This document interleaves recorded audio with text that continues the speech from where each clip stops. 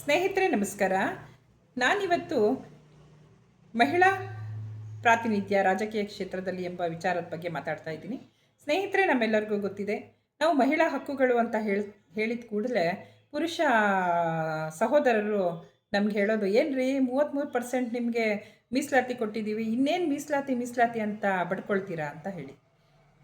ಒಂಥರ ಸರಿನೇ ಅವ್ರು ಹೇಳೋದು. ಯಾಕಂದರೆ 33% ಕಾಗದ ರೂಪದಲ್ಲಿ ಅಥವಾ ಪುಸ್ತಕಗಳಲ್ಲಿ ಬರವಣಿಗೆಯಲ್ಲಿದೆ ಬಿಟ್ಟರೆ, ನೈಜವಾಗಿ ಮಹಿಳಾ ಪ್ರಾತಿನಿಧ್ಯ 33% ಇದೆಯಾ ಅಂತಂದರೆ ಖಂಡಿತವಾಗ್ಲೂ ಕೇಂದ್ರದಲ್ಲಿ ಇರ್ಬೋದು ಅಥವಾ ರಾಜ್ಯದಲ್ಲಿ ಇರ್ಬೋದು ಅಥವಾ ಜಿಲ್ಲಾ ಮಟ್ಟದಲ್ಲಿ ಇರ್ಬೋದು, ಖಂಡಿತವಾಗ್ಲೂ ಇಲ್ಲ. ಸ್ನೇಹಿತರೆ, 33% ಜಾರಿಗೆ ಬಂದಿರೋದು ಎಲ್ಲಪ್ಪ ಅಂತಂದರೆ ಗ್ರಾಮ ಪಂಚಾಯಿತಿಗಳಲ್ಲಿ, ತಾಲೂಕು ಪಂಚಾಯಿತಿಗಳಲ್ಲಿ, ಗ್ರಾಮ ಪಂಚಾಯಿತಿಗಳಲ್ಲಿ, ನಗರಸಭೆ ಪುರಸಭೆಗಳಲ್ಲಿ 33% ಜಾರಿ ಇದೆ. ಹಾಗಾಗಿ ನಮ್ಮ ಸಹೋದರಿಯರು ಕೂಡ ಅಲ್ಲಿ ಆಡಳಿತ ನಡೆಸ್ತಾ ಇದ್ದಾರೆ. ಹಾಗಾದರೆ ವಿಧಾನಸಭೆ ಹಾಗೂ ಲೋಕಸಭೆಗಳಲ್ಲಿ ಮಹಿಳಾ ಪ್ರಾತಿನಿಧ್ಯ ಎಷ್ಟು ಪರ್ಸೆಂಟ್ ಇದೆ ಅಂತಂದರೆ, ನಮ್ಮ ರಾಜ್ಯದಲ್ಲಿ 224 ವಿಧಾನಸಭಾ ಸದಸ್ಯರ ಪೈಕಿ 10 ಜನ ಮಹಿಳಾ ಶಾಸಕರಿದ್ದಾರೆ. ಹಾಗೆಯೇ ಕೇಂದ್ರದಲ್ಲಿ 543 ಸದಸ್ಯರ ಪೈಕಿ 74 ಜನ ಮಹಿಳಾ ಲೋಕಸಭಾ ಸದಸ್ಯರಿದ್ದಾರೆ. ಅಂದರೆ ರಾಜ್ಯದಲ್ಲಿ 3-4%, ಕೇಂದ್ರದಲ್ಲಿ 10% ಅಥವಾ 14% ಮಹಿಳಾ ಪ್ರಾತಿನಿಧ್ಯ ಇದೆ. ಹಾಗಾದರೆ ಉಳಿದ ಈ 33%ಅಲ್ಲಿ ಉಳಿದ ಒಂದು ಪ್ರಾತಿನಿಧ್ಯ ಹೇಗೆ ವಂಚಿತರಾಗ್ತಿದ್ದಾರೆ ಮಹಿಳೆಯರು ಅಂತ ನಾವು ಒಮ್ಮೆ ಯೋಚನೆ ಮಾಡಬೇಕಾಗತ್ತೆ. ನಮ್ಮ ಹಾಸನದ ರಾಜಕೀಯ ತೆಗೆದುಕೊಳ್ಳೋದಾದರೂ ಕೂಡ, ಹಾಸನದ ಇತಿಹಾಸದಲ್ಲಿ ಅಂದರೆ 1956ರಿಂದ ಇದುವರೆಗೂ ಕೂಡ ಹಾಸನದ ಇತಿಹಾಸದಲ್ಲಿ ಒಂದೇ ಒಂದು MP ಇಲ್ಲ, ಒಂದೇ ಒಂದು MLA, ಮಹಿಳಾ MPಗಳು ಕೂಡ ಕಾಣಸಿಗಲ್ಲ. ಕೆಲವೊಂದು ಸಂದರ್ಭದಲ್ಲಿ ಕೆಲವು ಬೆರಳೆಣಿಕೆಯ ಮಹಿಳೆಯರಿಗೆ ಪಕ್ಷಗಳು ಟಿಕೆಟನ್ನು ಕೊಟ್ಟಿದ್ವು. ಅದರಲ್ಲಿ ನಾವು ಮುಖ್ಯವಾಗಿ ಹೆಸರಿಸಬೇಕು ಅಂತಂದರೆ ಹೊಳೆನರಸೀಪುರ ಅನುಪಮಾ ಮೇಡಮ್ಗಿರ್ಬೋದು, ಮತ್ತು ಕೀರ್ತನ ರುದ್ರೇಶ್ ಗೌಡರವರಿಗೆ ಇರ್ಬೋದು, ಹಾಗೆಯೇ ಯಶೋಧರಮ್ಮ ದಾಸಪ್ಪರವರಿಗೆ, ಮತ್ತು ಒಮ್ಮೆ ನಮ್ಮ ಜಯಲಕ್ಷ್ಮಿ ಮುನಿವೆಂಕಟೇಗೌಡರವರಿಗೆ, ದೇವಮ್ಮರವರಿಗೆ, ಹೀಗೆ ಸುಶೀಲಮ್ಮರವರಿಗೆ, BB ಶಿವಪ್ಪರವರ ಪತ್ನಿ ಸುಶೀಲಮ್ಮರವರಿಗೆ ಟಿಕೆಟನ್ನು ನೀಡಲಾಗಿತ್ತು.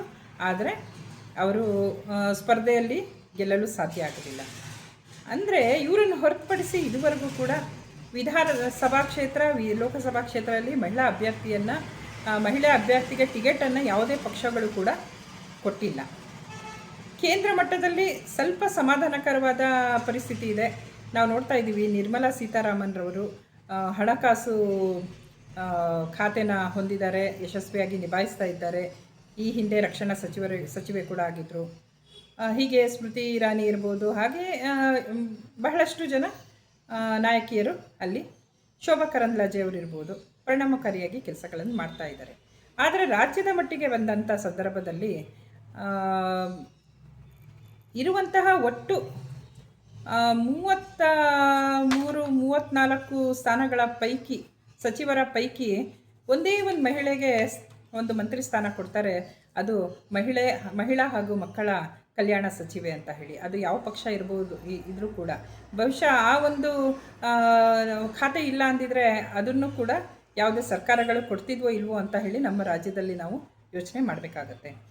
ಕೇಂದ್ರ ಮಟ್ಟದಲ್ಲಿ ಬಹಳಷ್ಟು ಬದಲಾವಣೆಗಳು ಹಿಂದಿನಿಂದಲೂ ಇದೆ. ನಾವು ಈ ಸಂದರ್ಭದಲ್ಲಿ ನಮ್ಮ ಪ್ರಧಾನಮಂತ್ರಿಗಳಾದಂತಹ ಉಕ್ಕಿನ ಮಹಿಳೆ ಅಂತಲೇ ಹೆಸರುವಾಸಿಯಾದಂತಹ ಶ್ರೀಮತಿ ಇಂದಿರಾ ಗಾಂಧಿ ಮೇಡಮ್ರವರು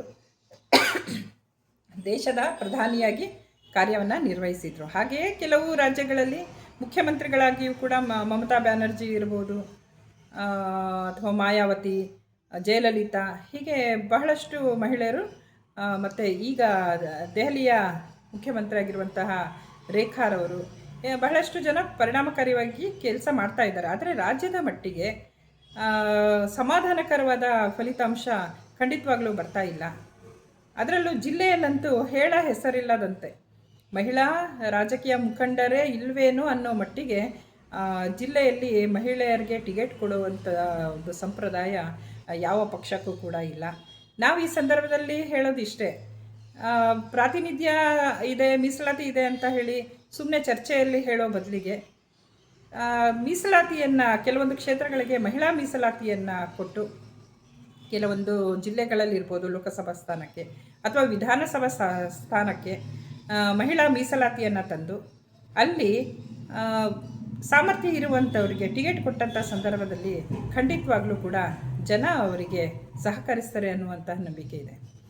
ಮತ್ತೊಂದು ಸ್ನೇಹಿತರೆ, ನಾನು ಏನು 33% ಜಾರಿಯಲ್ಲಿದೆ ಅಂತ ಮಾತಾಡಿದ್ನೋ, ಈ ZP, TP, GP ಹಾಗೂ ಮುನ್ಸಿಪಾಲ್ಟಿ ಇಲ್ಲೆಲ್ಲ ನಾವು ನೋಡ್ತಾ ಇದ್ದೀವಿ 33% ಮಹಿಳೆಯರಿದ್ದರೂ ಕೂಡ ಅಲ್ಲಿ ಆಯ್ಕೆಯಾಗುವ ಬಹುತೇಕ ಮಹಿಳೆಯರು ಕೂಡ ಒಂದು ರಾಜಕೀಯ ಮುಖಂಡರ ಪತ್ನಿ ಅಥವಾ ತಾಯಿ ಅವರೇ ಆಗಿರ್ತಾರೆ.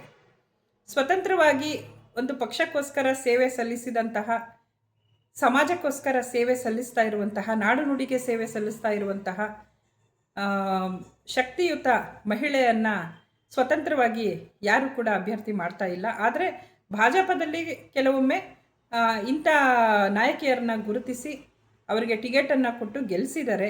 ಅದು ನಾನು ಖಂಡಿತವಾಗ್ಲೂ ಈ ಬಗ್ಗೆ ಹೆಮ್ಮೆಯನ್ನು ಪಡ್ತೀನಿ.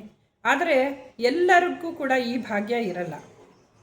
ಹಾಗಾಗಿ ಸ್ನೇಹಿತರೆ, ನಾನು ಈ ಮೂಲಕ ನಾನು ನಮ್ಮ ದೇಶದ ಪ್ರಧಾನಮಂತ್ರಿಗಳಾದಂತಹ ಸನ್ಮಾನ್ಯ ನರೇಂದ್ರ ಮೋದಿಜಿಯವರಲ್ಲಿ ಕೋರುವುದೇನೆಂತಂದರೆ, ನೀವು ಸ್ತ್ರೀ ಶಕ್ತಿಗೆ ಬಹಳಷ್ಟು ಪ್ರಾತಿನಿಧ್ಯವನ್ನು ಕೊಡಬೇಕು ಅಂತ ಹೇಳಿ ನೀವು ಮನಸ್ಸು ಮಾಡಿದ್ದೀರಾ.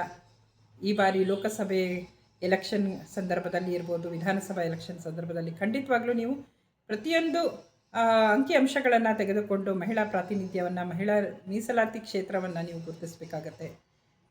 ಹಾಗೆಯೇ ತಳಮಟ್ಟದಿಂದ, ಕೇಂದ್ರ ಮಟ್ಟದಲ್ಲಿ ಮಾತ್ರ ಅಲ್ಲ, ಲೋಕಸಭೆಯಲ್ಲಿ ಮಾತ್ರ ಅಲ್ಲ, ವಿಧಾನಸಭಾ ಚುನಾವಣೆಗಳಲ್ಲೂ ಕೂಡ ಮಹಿಳೆಯರಿಗೆ ಅವಕಾಶ ಬರೋ ಹಾಗೆ ನೀವು ನೋಡ್ಕೊಳ್ಬೇಕಾಗಿದ್ದು ನಿಮ್ಮ ಕರ್ತವ್ಯ ಅಂತ ನಾನಂತೂ ಭಾವಿಸಿದ್ದೀನಿ.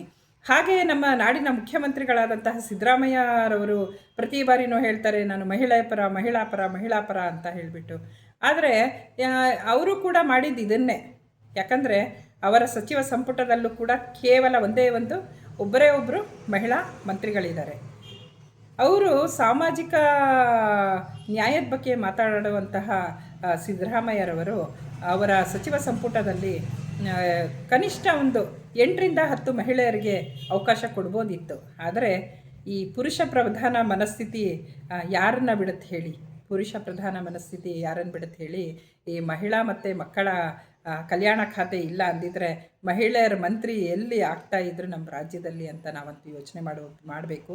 ಆದರೆ ಕಾಲ ಬದಲಾಗ್ತಾ ಇದೆ. ಮಹಿಳೆಯರು ಅವರವ್ರ ಹಕ್ಕಿನ ಬಗ್ಗೆ ಎಚ್ಚರಗೊಳ್ತಾ ಇದ್ದಾರೆ. ಮತದಾರರು ಕೂಡ ಜಾಗೃತಗೊಳ್ತಾ ಇದ್ದಾರೆ. ಹೀಗಾಗಿ ನೀವುಗಳು ಯಾವುದೇ ಪಕ್ಷದವರಿರ್ಬೋದು, ಒಮ್ಮೆ ಯೋಚಿಸಿ,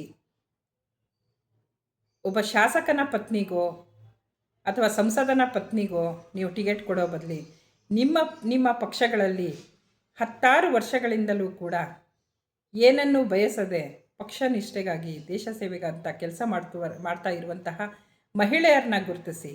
ಯಾಕಂದರೆ ರಾಜಕೀಯ ಕ್ಷೇತ್ರಕ್ಕೆ ಮಹಿಳೆಯರು ಬರೋದು ಬಹಳ ಕಷ್ಟ ಇದೆ. ಕುಟುಂಬವೇ ರಾಜಕೀಯದಲ್ಲಿದ್ದರೆ ಪರವಾಗಿಲ್ಲ. ಕೇವಲ ರಾಜಕೀಯ ಹಿನ್ನೆಲೆ ಇಲ್ಲದಂತಹ, ಆರ್ಥಿಕ ಚೈತನ್ಯ ಇಲ್ಲದಂತಹ ಕುಟುಂಬದಿಂದನೂ ಬಂದಂತಹ ಹೆಣ್ಮಕ್ಕಳು ಕುಟುಂಬದ ಸವಾಲನ್ನು ಸ್ವೀಕರಿಸಬೇಕು, ಸಮಾಜದ ಸವಾಲನ್ನು ಸ್ವೀಕರಿಸ್ಕೊಟ್ಟು ಜೊತೆಗೆ ಪಕ್ಷಕ್ಕೆ ಬರ್ತಾ ಇರ್ತಾರೆ, ಪಕ್ಷಕ್ಕೆ ಸೇವೆ ಸಲ್ಲಿಸ್ತಾ ಇರ್ತಾರೆ.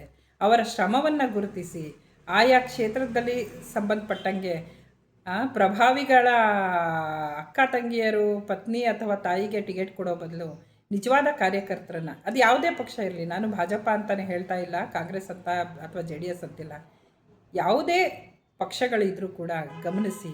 ಯಾಕಂದರೆ ಸ್ತ್ರೀ ಶಕ್ತಿ ದೇಶ ಶಕ್ತಿ. ನಾವು ಹೇಳ್ತೀವಿ, ಹೆಣ್ಣೊಂದು ಕಲಿತರೆ ಸಮಾಜವೇ ಕಲ್ತಂಗೆ ಅಂತ ಹೇಳಿ. ಹೆಣ್ಣು ಆಡಳಿತ ನಡೆಸಿದ್ರೆ ಹೆಣ್ಣಿಗೆ ಹೆಚ್ಚಿನ ಸೂಕ್ಷ್ಮತೆ ಇರುತ್ತೆ, ಜನರ ಕಷ್ಟಗಳನ್ನು ನಷ್ಟಗಳನ್ನು ಅರಿಯುವಂಥ ಶಕ್ತಿ ಇರುತ್ತೆ.